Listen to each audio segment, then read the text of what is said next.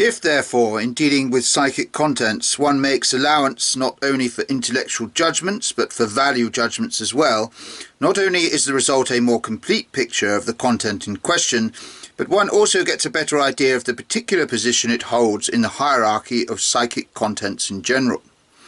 The feeling value is a very important criterion which psychology cannot do without, because it determines in large measure the role which the content will play in the psychic economy.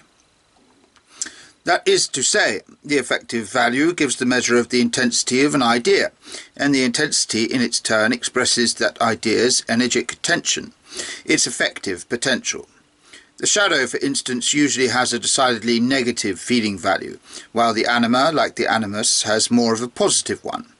Whereas the shadow is accompanied by more or less definite and describable feeling tones, the anima and animus exhibit feeling qualities that are harder to define. Mostly they are felt to be fascinating or numinous. Often they are surrounded by an atmosphere of sensitivity, touchy reserve, secretiveness, painful intimacy, and even absoluteness. The relative autonomy of the anima and animus figures expresses itself in these qualities. In order of effective rank, they stand to the shadow very much as the shadow stands in relation to ego consciousness. The main effective emphasis seems to lie on the latter. At any rate, it is able, by means of a considerable expenditure of energy, to repress the shadow, at least temporarily.